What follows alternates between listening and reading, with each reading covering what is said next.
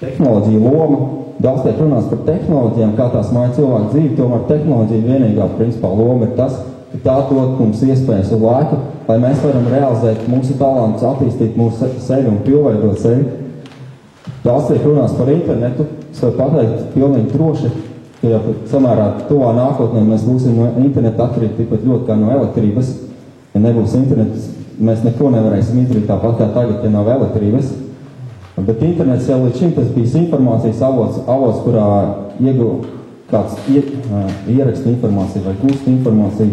Bet turpmāk tas būs vienkārši līdzeklis, kā savienot kopā cilvēkus un kā veidot lietas.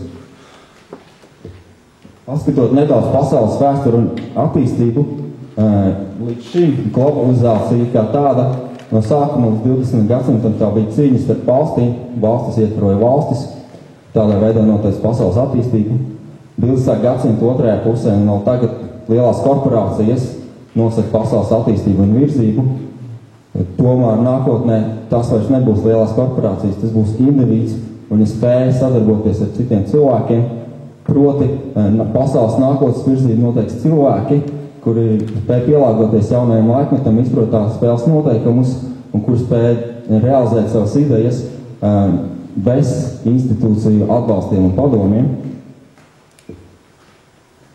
Ja līdz šim pasaules valstīs uzņēmumos ir to spēku, galvenie trumpi bija darba spēks, kapitāls, resursi, tad nākotnē galvenie trumpi būs zināšanas, radošums un ātrums, tas nozīmē to, ka visātrākie, visefektīvākie būs tie, kur ir maza, nevis tie, kur ir lieli.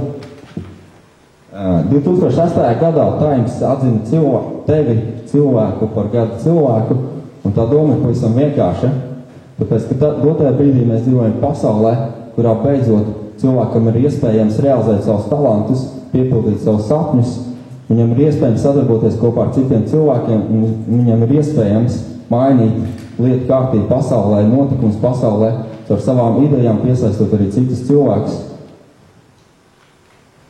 Šo pasauli raksturo radošums.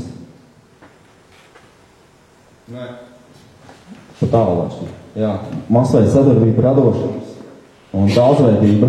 Tās ir lietas, kas raksturo jau tagad laikmetu un vēl vairāk raksturos nākošo laikmetu.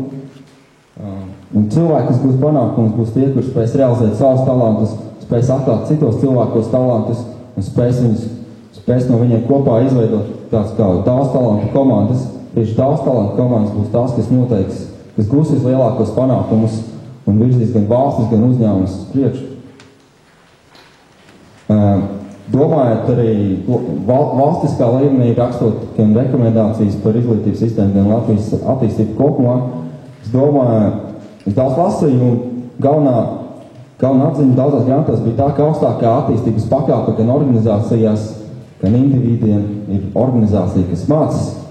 Tomēr aizdomājoties tālāk, es sapratu, ka vēl augstāka pakāpe ir organizācija, sabiedrība, kas māca, un tas ir veids, kā mēs kā sabiedrība varam izdarīt kvantu lēcienu savā attīstībā, ja mēs nodrošinām vidi, kurā mēs viens otru spējam mācīt.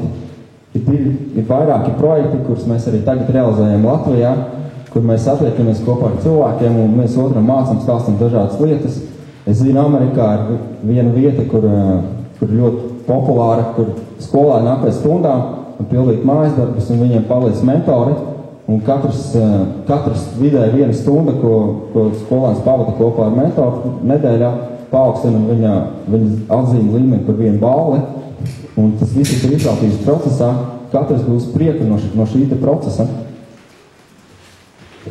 Un visbeidzot, noslēdzot šo prezentāciju ar domu, es gulēju daudz, kārtēju reiz gulēju Jaunzēlandes idiliskajā pludmalē, un es aizdomājos par to, ar ko gan Latvija ir labāk par Jaunzēlandi.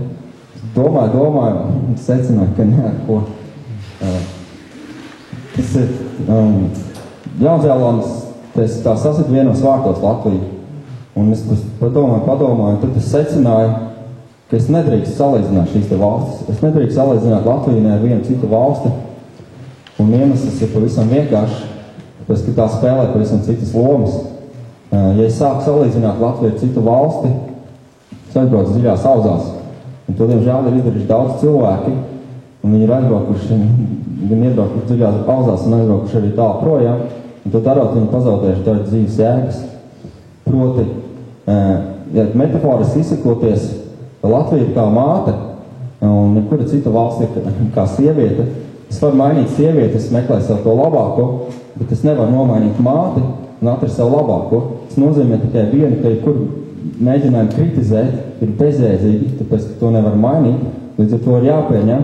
Un tajā brīdī, kad mātei ir nepieciešama palīdzība vai nepieciešams atbalsts, es to sniegšu, lai tas arī būtu un kāda arī būtu situācija esošā, kas nozīmē tikai to, ka dotajā brīdī esošā vara spēlē noteikti spēli, kad viņi ir bezcerīgi zaudējuši un izgāzušies, bet, izskatās, ka viņi spēlēs tik ilgi, kamēr politiskajam, morālajam bankrotam piepulcēsies arī finansiālais bankrots, bet tā tas ir, un izsakoties klasiķa vārdiem nothing special, tāpēc, ka, lai kā arī būtu, vienā brīdī sāksies jauna spēle, un mēs noteikti būsim šai spēlē gatavi, mēs būsim gatavi spēlēt šo spēli un jaunradīt Latviju. Paldies par uzmanību!